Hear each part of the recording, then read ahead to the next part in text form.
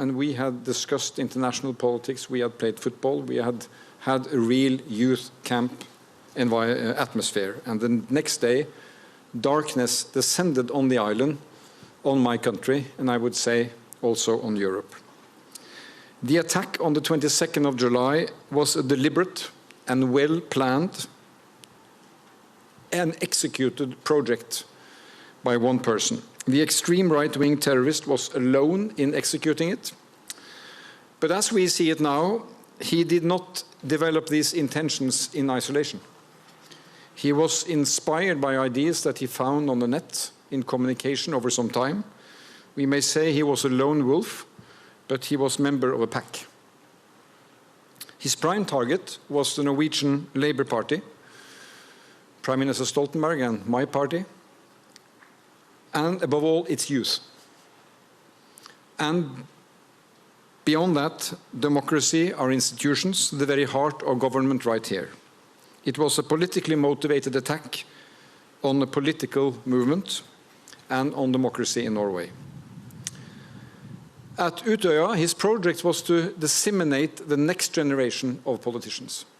And I can tell as Labour Party leader that we are missing a huge number of people who would have been perhaps in government or at service of democracy today and who are no longer with us. Today, I'm proud to say that 2 of the ministers in my party, they are both deputy leaders of my party, recently elected at the convention, are survivors from Utøya, and they are living proof that they won and he lost.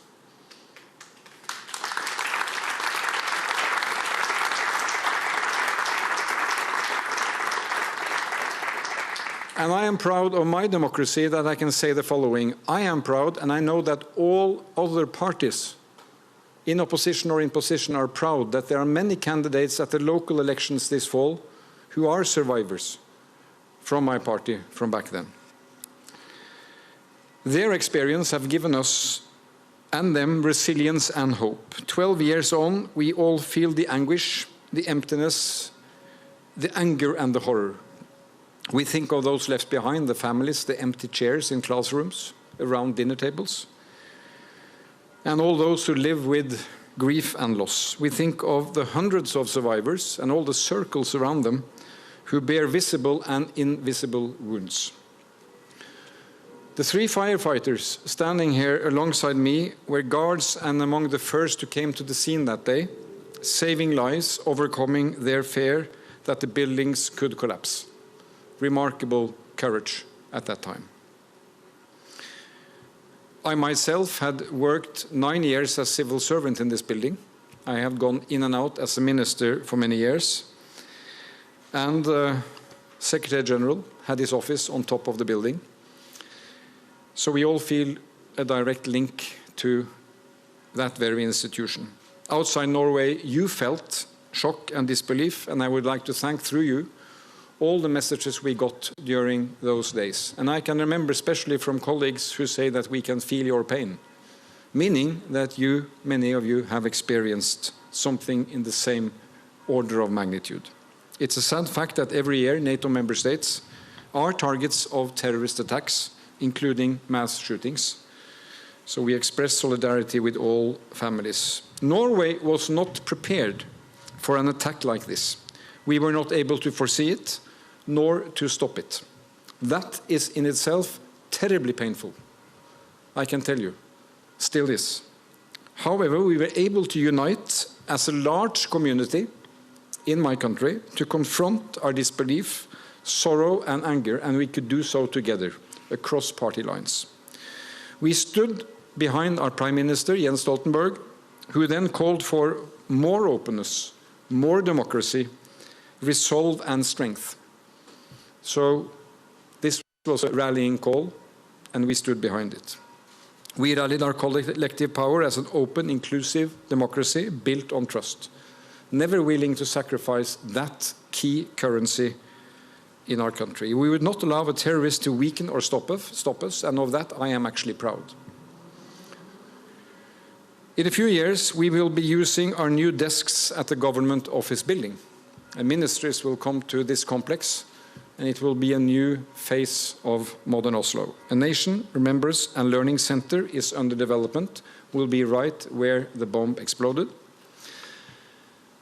But what is most significant that at Utøya, the island which was attacked, and an island that was lying in darkness for a couple of years, AUF is back, taken the island back, rebuilding buildings, modernizing it, and the summer camps are attended by more people, more activity, more hope for the future than ever before. There is a center built for commemoration, learning, and engagement, receiving school classes from all over Norway and actually beyond Norway. And that house was ranked by The Guardian in 2016 as one of the 10 most important buildings in the world that year, because it's an architectural, very interesting construction. Very different from what the terrorists had planned. It's a place to come together and reflect and be inspired. So young people have turned this island into a living proof that we must never take values for such as tolerance, equality, and diversity for granted. And many of you know this lesson all too well. The 22nd of July was a politically motivated attack, but democracy and the youth and the will and the determination prevailed. So briefly, as you are about to start your important meeting, what can we learn? What elements of lessons are there 12 years on? Let me just offer a few reflections. First, we must, as a community of democracies, strengthen our efforts against hate speech, racism, and violent extremism. We must, as individuals, in our daily walking around on the pavements, as politicians, as ambassadors, as political parties, stand up to intolerance and hatred. Look people in the eyes and say we don't want to have any of it.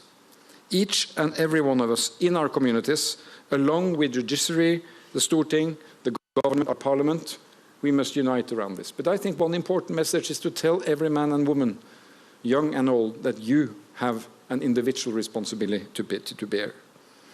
Second, we have to strengthen our emergency preparedness and response. We have worked systematically on that. We are now better equipped to deal with terrorism and the threats, but we can never be 100%. Third, we also know that we will never be able to claim that we have finished the job. That is dangerous. Last June, on the eve of the Pride Parade and Festival here in Oslo, a man shot and killed 2 people and injured many more. So we are not beyond this. Finally, we know that no amount of new equipment, police, intelligence, will ever be enough to protect us from all threats. That would be naive. So, dear friends, I believe I would finish with these words. The most important safeguards are to be found within each and one of us, individually and as communities. Our resistance, individually, collectively, to intolerance, hatred, extremism, and our support for equality, diversity, and human rights start in our minds, start in our hearts. Our best tools for protecting and promoting an open, democratic society. So, dear friends, as you unite here in this fine political military alliance, we must stand up to hatred. We must defend our values, our most effective weapon, in fact, in our fight for dignity, security, and freedom. And this is also, I believe, the essence of our alliance. We come together to discuss strategy and means of building an effective political and military alliance, and we can thus together protect and defend these shared values that lie at the core of everything we do. So, in the memory of the 77 people who were killed on 22nd of July 2011, I thank you for being here, and I thank you for your solidarity and attention. Thank you.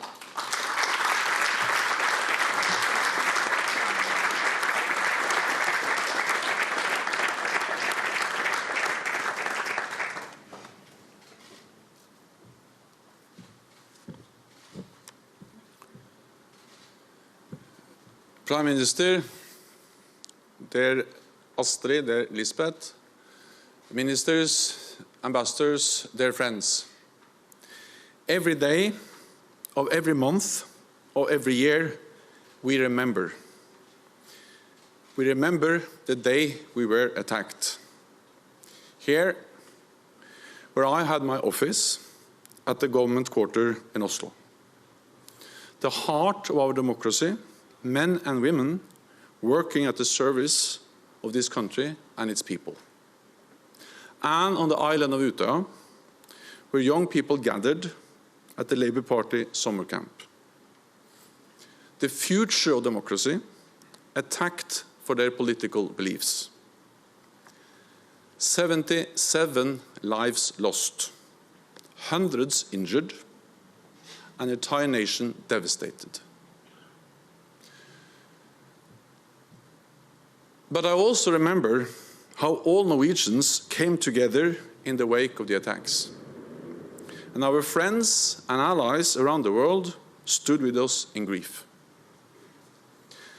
Despite the shock and the pain, Norway was determined not to let hatred of a single man win over love of an entire nation. And indeed, love prevailed. Our democratic values prevailed. Terrorism failed. Terrorism comes in many guises. The perpetrators use different political ideologies and religious beliefs to justify what they do. But in reality, they are all the same. Criminals using violence to achieve their goals. As we have seen from New York to Christchurch and from Istanbul to Paris. There is a line between Utøya and Ukraine, between a brutal act of terrorism and an illegal war of aggression. The values attacked then are the ones attacked now. Democracy, freedom, diversity of thought, of opinion, of belief.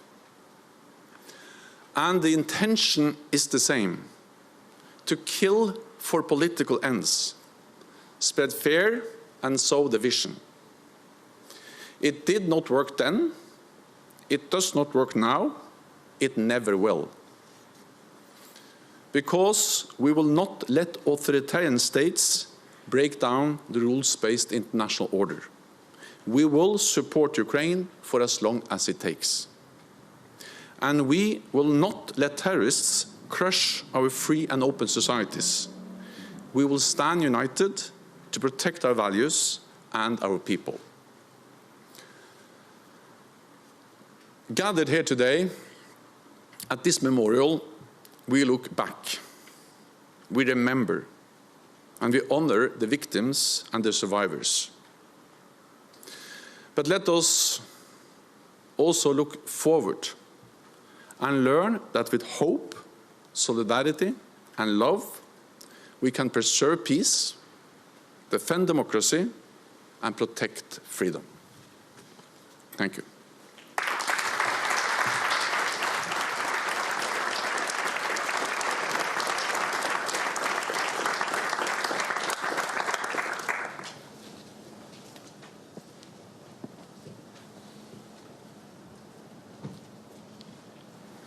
Excellencies, ladies and gentlemen, in a world where we see too many democracies under pressure, more extremism, many forms of radicalization and more hate speech, a war in Ukraine, killing and wounding innocent people, it is important that all of you are here today. As the leader of the Norwegian support group, I want to point out the importance of groups and organizations of victims of terrorism. We have become involuntary experts with knowledge and competence we never really wanted. At the same time, it is important that you, in all your countries, listen to victims' organizations like the one I represent. The power of connections between victims across borders are essentials for us and for the fight against terrorism and radicalization. I call on you to include us into your dialogues and listen to perspectives we involuntarily have but voluntary, want to share with you. Those wounded and us left behind have experienced that it takes time to make systems that actually assist those affected by terror attacks. In Norway, we have a good dialogue and a political leadership willing to listen. But almost 12 years later, there are still issues to be dealt with. With this perspective, we share both our continued challenges as well as our successes. In a democracy, we have room for those discussions and for that critical thinking. We will keep working because we have made a promise. Never be silent, never forget. Thank you.